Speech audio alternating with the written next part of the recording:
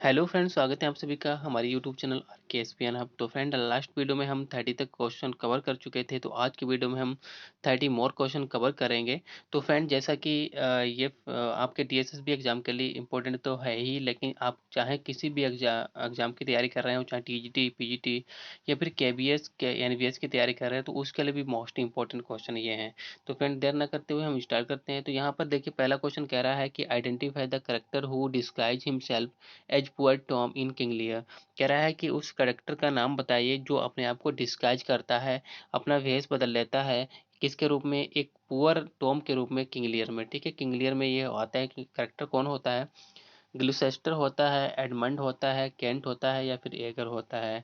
तो फ्रेंड, यहाँ पर हम करेक्ट आंसर की बात करें तो यहाँ पर देखिए, जो एगर होता है, ठीक है, यही क्या करता है, पुअर टॉम के रूप में अपने आप को डिस्गाइज कर लेता है। और ये ग्लूसेस्टर का क्या होता है, ये सन होता है। ठीक है, तो यहाँ पर करेक्टर जो हमारा करेक्ट आंसर है वो हमारा क्या हो जाएगा, यहाँ पर हमारा डी वाला हो जाएगा। ठीक है, नेक्स्ट देखिए, कह रहा है कि identify the number of the lines in the best land. कह रहा है कि बेस्ट लैंड में कितनी लाइन है, आपको ये बताना है। मोस्ट इंपॉर्टेंट क्वेश्चन है। कह रहा है कि 430 है, 431 है, 432 है या फिर 433 है। तो यहाँ पर हम 32 नंबर में अगर करेक्ट आंसर की बात करें तो यहाँ पर देखिए 433 इसमें लाइन दी गई है, यानी द वेस्ट लैंड में कितनी है, 433, यानी 433 लाइन है। तो करेक्ट आंसर यहाँ पर हमारा डी वाला हो जाएगा। ठीक है, आगे देखिए, नेक्स्ट क्वेश्चन है। कह रहा है कि who has written a novel entitled Lord of the Flies. तो यहाँ पर ये कह रहा है कि एक नोवेल है लॉर्ड ऑफ द फ्लाइज, ये किसने लिखा हुआ है? तो यहाँ पर हमें बताना है, ये ग्राहम ग्रीन ने लिखा हुआ है, विलियम गोल्डिंग ने लिखा हुआ है, आल्डस हक्सले ने लिखा हुआ है या फिर जेम्स जॉयस ने लिखा हुआ है। तो यहाँ पर हम 33 की हम अगर करेक्ट आंसर की बात करें तो यहाँ पर जो लॉर्ड ऑफ द फ्लाइज है, ये विलियम गोल्डिंग ने लिखा हुआ है। तो करेक्ट आंसर यहाँ पर हमारा बी वाला हो जाएगा। ठीक है, आगे देखिए, correct identify the number of the legends completed by Chaucer in his the legend of good women.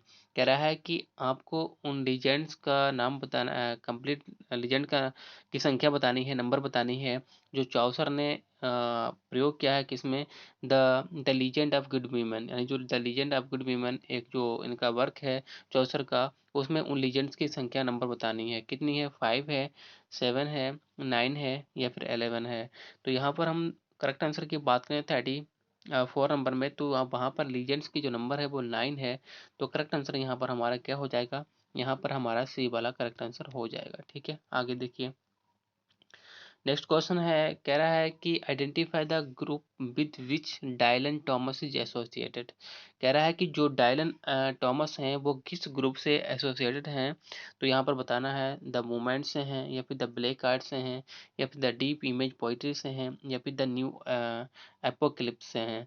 तो यहाँ पर देखिए, अगर 35 में हम करेक्ट आंसर की बात करें तो यहाँ पर देखिए, जो डायलन थॉमस हैं वो द न्यू एपोक्लिप्स से हैं। द न्यू एपोक्लिप्स जो ग्रुप है उससे एसोसिएट रखते हैं। तो यहाँ पर करेक्ट आंसर हमारा डी वाला हो जाएगा। ठीक है, आगे देखिए, correct identify the writer who is associated with the old order change yielding place to new. तो यहाँ पर हमें उस राइटर का नाम बताना है जो एसोसिएटेड है the old order change yielding place to new.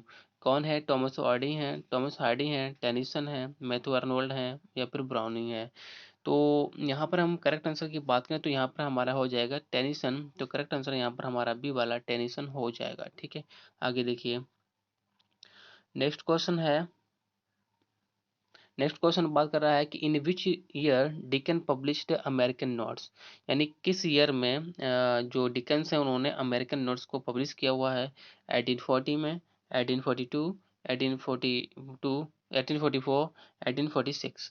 तो यहाँ पर हम 37 नंबर में अगर हम करेक्ट आंसर की बात करें तो इन्होंने जो अमेरिकन नोट्स है वो 1842 में पब्लिश किया हुआ है। तो करेक्ट आंसर यहाँ पर हमारा बी वाला हो जाएगा। ठीक है, आगे देखिए, कह रहा है कि identify the writer who has not written tragedies. यानी उस राइटर का नाम बताना है जिसने ट्रेजडीज नहीं लिखी हुई हैं। तो टॉमस किड ने नहीं लिखी हुई हैं या फिर वेन जॉनसन या फिर क्रिस्टोफर मार्लो या फिर जॉन लिली। तो यहाँ पर हम करेक्ट आंसर की बात करें तो यहाँ पर 38 नंबर में हमारा देखिए, टॉमस किड ने भी लिखी हुई हैं, तो ये हमारा आंसर नहीं होगा। बेन जॉनसन ने भी लिखी हुई है, आंसर नहीं होगा। क्रिस्टोफर मार्लो तो ट्रेजेडी के फादर ही जाने जाते हैं, तो ये भी नहीं होगा। तो यहाँ पर जॉन लिली नहीं लिखी है, तो करेक्ट आंसर हमारा डी वाला हो जाएगा। तो डी वाला करेक्ट आंसर, यानी जॉन लिली है जिन्होंने ट्रेजेडी नहीं लिखी है, तो करेक्ट आंसर डी वाला हो जाएगा। ठीक है, आगे देखिए। तो नेक्स्ट जो हमारा क्वेश्चन है, कह रहा है कि identify the poem from which following lines are taken. कह रहा है कि उस पोइम का नाम बताइए जिससे ये लाइनें ली गई हैं। While the world moves in appetency on its metalled ways of time past and time future. तो ये किसकी हैं? बट वंट नॉर्टन की हैं, द बेस्ट लैंड की हैं, ड्राइव सेल्वेज की हैं, या फिर ईस्ट कोकर की हैं। तो यहाँ पर 39 में अगर हम करेक्ट आंसर की बात करें तो ये हमारे किसकी हैं?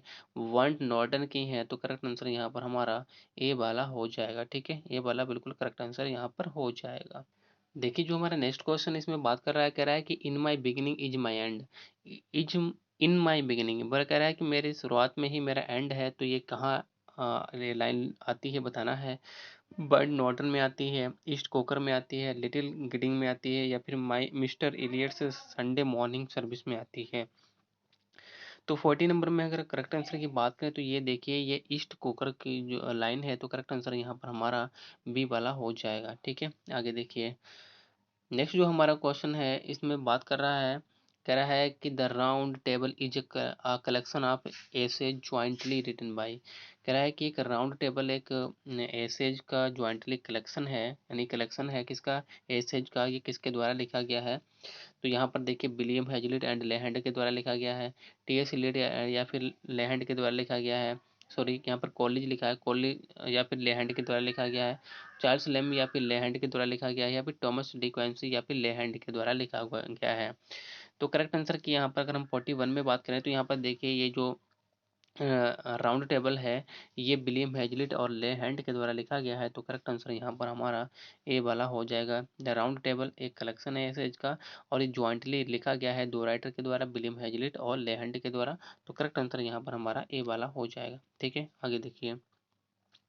नेक्स्ट क्वेश्चन है, कह रहा है कि identify the critic with home the term surrealism is associated. कह रहा है कि उस क्रिटिक का नाम बताइए जिसके साथ सरियलिज्म एसोसिएट है। तो एंड्री ब्रेटन का है, जीविसा है, या फिर हेनरी गिब्सन है, या फिर जॉन गल्सवर्दी है। तो सरियलिज्म किससे संबंधित है? तो यहाँ पर हम 42 की बात करें तो यहाँ पर देखिए सरियलिज्म किससे संबंधित है? ये एंड्री ब्रेटन से संबंधित है। तो करेक्ट आंसर यहाँ पर हमारा ए वाला हो जाएगा, सरेलिज्म एंड्री ब्रेटन। ठीक है, आगे देखिए। करेक्ट कि who has written the marriage of heaven and hell, यानी किसने लिखा हुआ है the marriage of heaven and hello.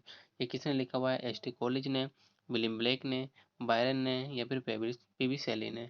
तो the marriage of heaven and hell ये किसने लिखा हुआ है? अगर हम करेक्ट आंसर की बात करें तो ये विलियम ब्लेक ने लिखा हुआ है। तो करेक्ट आंसर यहाँ पर हमारा बी वाला हो जाएगा, यानी विलियम ब्लेक हो जाएगा। ठीक है, आगे देखिए। नेक्स्ट क्वेश्चन है, कह रहा है कि identify the writer who has written Milton, यानी मिल्टन किसने लिखा हुआ है? वर्ड्सवर्थ ने लिखा हुआ है, विलियम ब्लेक ने लिखा हुआ है, या फिर जी.एम. हॉप्किन ने लिखा हुआ है, या फिर पी.बी. शेली ने लिखा हुआ है। तो 44 में अगर हम करेक्ट आंसर की बात करें तो यहाँ पर देखिए, अगर यहाँ पर होता टू मिल्टन, ठीक है, अगर यहाँ पर होता टू मिल्टन तब ये कुछ और हो जाता। ये अगर टू मिल्टन हो जाता है, या फिर यहाँ पर लंदन हो जाता है। ठीक है, लंदन 1802 अगर हो जाता है यहाँ पर, लंदन 1802 होता, यहाँ पर अगर हम होता लंदन 1802, तो ये किसका होता था? ये हमारा वर्थ का हो जाता है। लेकिन यहाँ पर सिर्फ मिल्टन है, तो ये मिल्टन नाम का सिर्फ वर्क किसने लिखा है? विलियम ब्लेक ने लिखा हुआ है। तो करेक्ट आंसर यहाँ पर हमारा बी वाला हो जाएगा। ठीक है, आगे देखिए। कह रहा है कि identify the writer who has written songs of innocence and songs of experience. कह रहा है कि उस राइटर का नाम बताइए जिसने songs of innocence and songs of experience लिखा हुआ है। वॉल्ट विटमैन ने लिखा हुआ है, रॉबर्ट फ्रॉस्ट ने लिखा हुआ है, विलियम ब्लेक, या फिर विलियम हैजलिट। तो 45 में अगर हम करेक्ट आंसर की बात करें तो यहाँ पर देखिए 45 में जो songs of innocence and songs of experience है विलियम ब्लेक ने लिखा हुआ है। तो करेक्ट आंसर यहाँ पर हमारा सी वाला हो जाएगा। ठीक है, वेरी वेरी इंपॉर्टेंट एक क्वेश्चन फ्रेंड है आपके लिए। तो यहाँ पर सी वाला करेक्ट आंसर यहाँ पर हो जाएगा। ठीक है, आगे देखिए। नेक्स्ट क्वेश्चन है, कह रहा है कि identify the writer who has written Childe Harold's Pilgrimage. कह रहा है कि यहाँ पर एक राइटर का नाम बताना है जिसने चाइल्ड हैरोल्ड्स पिलग्रिमेज लिखा हुआ है। लॉर्ड बायरन ने लिखा हुआ है, विलियम ब्लेक ने लिखा हुआ है, रॉबर्ट फ्रॉस्ट ने लिखा हुआ है, वॉल्ट विटमैन ने लिखा हुआ है। तो 46 नंबर में अगर हम करेक्ट आंसर की बात करें तो ये लॉर्ड बायरन ने लिखा हुआ है चाइल्ड हैरोल्ड्स पिलग्रिमेज। तो करेक्ट आंसर यहाँ पर हमारा ए वाला हो जाएगा। ठीक है, आगे देखिए फ्रेंड, अगर वीडियो अच्छा लगा हो, अगर आपको ये लग रहा हो कि ये क्वेश्चन बहुत ही अच्छे हैं, दमदार हैं, तो वीडियो को लाइक जरूर करें। ठीक है, देखिए who is associated with the work the Dunciad. ठीक है, तो यहाँ पर देखिए डंसियार्ड ये वर्क किसने लिखा हुआ है। तो ये डंसियार्ड की अगर हम बात करें तो ये जॉन ड्राइडन ने लिखा हुआ है, या फिर अलेक्जेंडर पोप, या फिर सैमुअल जॉनसन, या फिर थॉमस ग्रे। तो यहाँ पर 47 में अगर हम करेक्ट आंसर की बात करें तो यहाँ पर हमारा हो जाएगा बी वाला, यानी अलेक्जेंडर पोप ने लिखा हुआ है क्या, द डेंसियार्ड नामक का वर्क जो है अलेक्जेंडर पोप ने लिखा हुआ है। तो इन्हें अगस्टन एज का बी पोइट के नाम से जाना जाता है। ठीक है, तो जो अगस्टन एज है वो अलेक्जेंडर पोप के नाम से ही जानी जाती है। तो करेक्ट आंसर यहाँ पर हमारा बी वाला हो जाएगा। ठीक है, आगे देखिए नेक्स्ट लिखा हुआ है, कह रहा है कि Milton is a long narrative poem written in. तो यहाँ पर देखिए एक मिल्टन है, एक लॉन्ग नरेटिव पोइम है। अभी ऊपर बात की थी किसने लिखी थी, विलियम ब्लेक ने। तो ये कितनी बुक में लिखी गई है, 2 बुक्स में, 3 बुक्स में, 4 बुक्स में, या फिर ओनली 1 बुक में।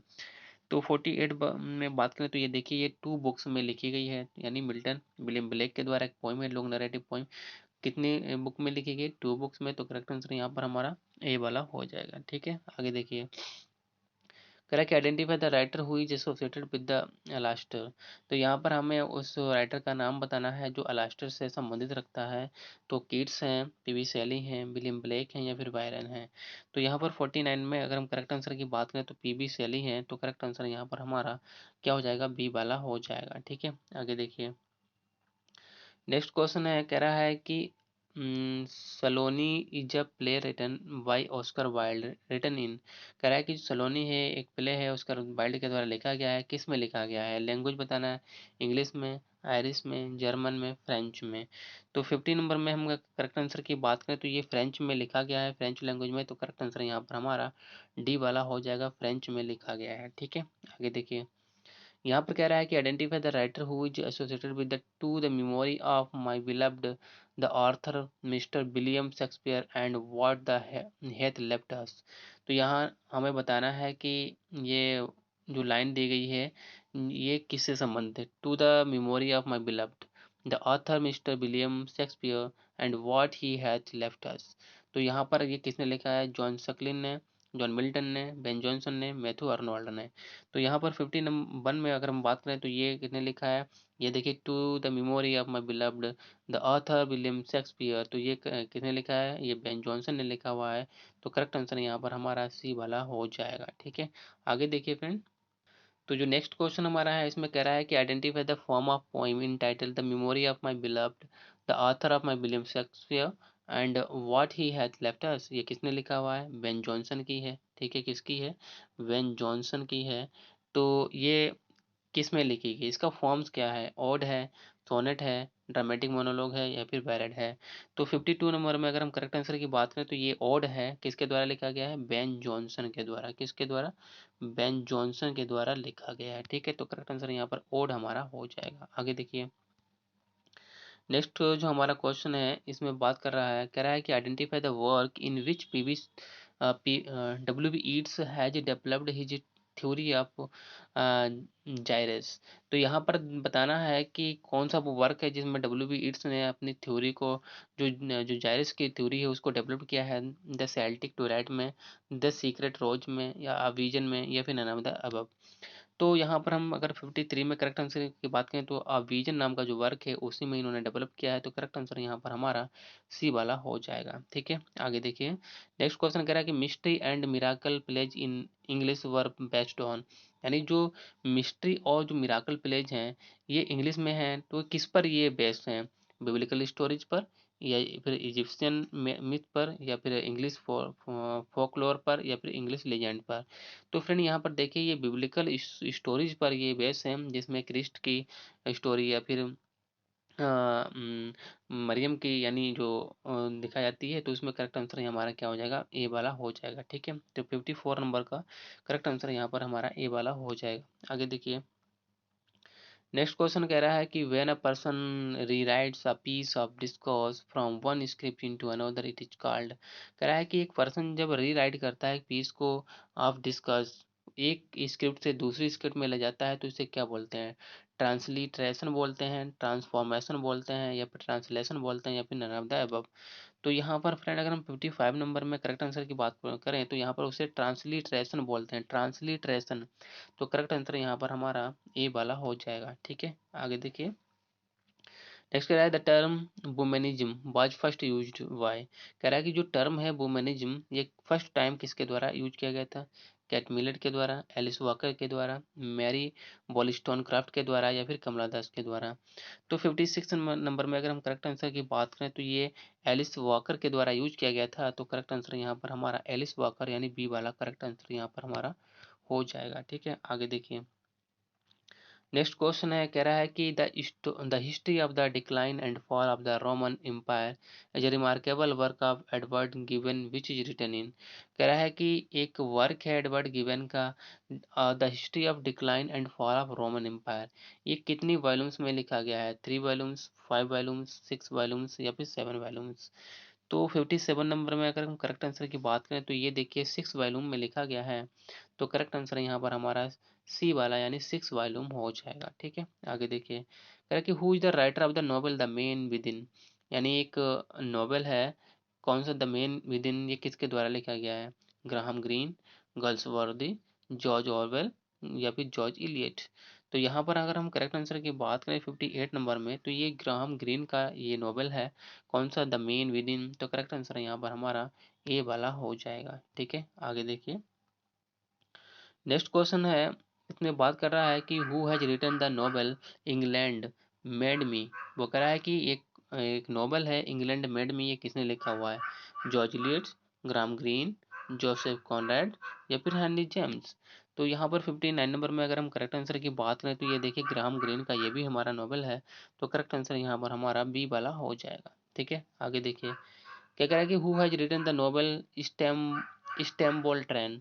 स्टैम्बोल ट्रेन नाम का एक नोवेल है, किसने लिखा हुआ है? George Eliot, Graham Greene, Joseph Conrad, James Joyce. तो यहाँ पर 60 नंबर में अगर हम करेक्ट आंसर की बात करें तो यहाँ पर हमारा हो जाएगा बी वाला। ये भी ग्राहम ग्रीन ने ही लिखा हुआ है। तो करेक्ट आंसर यहाँ पर हमारा क्या हो जाएगा? बी वाला हो जाएगा। ठीक है, आगे देखिए फ्रेंड। नेक्स्ट बात कर रहा है, कह रहा है कि identify the figure of speech in the following sentence. यहाँ पर हमें फिगर ऑफ स्पीच बतानी है कि had we but world enough and time this coyness lady were no crime. तो यहाँ पर हमें बताना है कि कौन सी फिगर ऑफ स्पीच का प्रयोग किया गया है। Had we but world enough and time this coyness lady were no crime. Paradox है, हाइपरबोली है, या फिर आयरनी है, या फिर एलिट्रेशन है। तो 61 नंबर में अगर हम करेक्ट आंसर की बात करें तो यहाँ पर देखिए हैड बी वर्ड एनफ, हमारे पास बकरा है कि संसार पर्याप्त था, and time this coyness lady were no crime. तो यहाँ पर देखिए एक आयरनी की बात कर रहा है, तो करेक्ट आंसर यहाँ पर हमारा आयरनी है। तो करेक्ट आंसर यहाँ पर आयरनी हो जाएगा। ठीक है, आगे देखिए। नेक्स्ट क्वेश्चन है, कह रहा है कि identify the right option in the context of the Spenserian stanza. यहाँ पर हमें बताना है कि जो एक्सपेरियंस स्टेंजा होता है वो कितनी लाइन का होता है, या फिर कितने उसमें मीटर होता है, कौन से मीटर का होता है बताना है। इट कंटेन्स 6 एम्बिक पेंटामीटर, या फिर इट कंटेन्स 7 एम्बिक पेंटामीटर, या फिर इट कंटेन्स 8 एम्बिक पेंटामीटर, या फिर इट कंटेन्स 9 एम्बिक पेंटामीटर। तो 62 नंबर में करेक्ट आंसर की बात करें तो ये हमारा देखिए इट कंटेन्स 8 आइम्बिक पेंटामीटर। ठीक है, तो करेक्ट आंसर यहाँ पर हमारा सी वाला हो जाएगा। ठीक है, तो आई थिंक फ्रेंड आज के वीडियो में हमने 32 क्वेश्चन कवर किए हैं और आपको समझ में आए होंगे, क्योंकि ये बहुत ही इंपॉर्टेंट हमारे क्वेश्चन है, वेरी वेरी इंपॉर्टेंट क्वेश्चन हमारे हैं ये। तो आपके एग्जाम में कोई भी एग्जाम हो उसमें डायरेक्ट आपको देखने को मिलने वाले हैं। अगर वीडियो अच्छा लगा हो, क्वेश्चन अच्छा लगे हो, तो वीडियो को लाइक ज़रूर करें। और क्योंकि फिर मिलेंगे नई वीडियो के साथ, तब तक के लिए बाय।